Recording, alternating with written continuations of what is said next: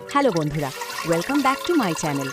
আজ আমরা আপনাদের নিয়ে যাচ্ছি স্বাদের সেই অনন্য জগতে, যেখানে ইতিহাস আর ঐতিহ্য মিলে তৈরি করে 1000 বছরের পুরনো সুস্বাদু পায়েস। প্রথমে নেওয়া হয় তাজা ও রসালো কমলা, তারপর খুব যত্ন করে ভেতরের শাঁস বের করে নেওয়া হয়, যাতে কমলার খোসাটি একটি সুন্দর ফাঁপা পাত্রের মতো হয়ে যায়। এরপর মুগ ডাল আকারে ভরে দেওয়া হয়।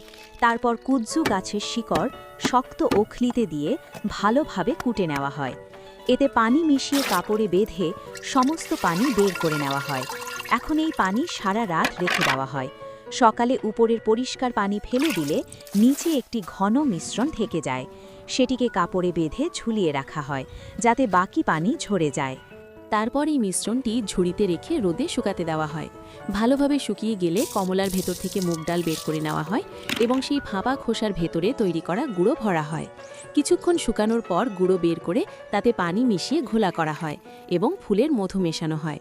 তৈরি হয়ে গেল 1000 বছরের পুরনো সুস্বাদু পায়েস।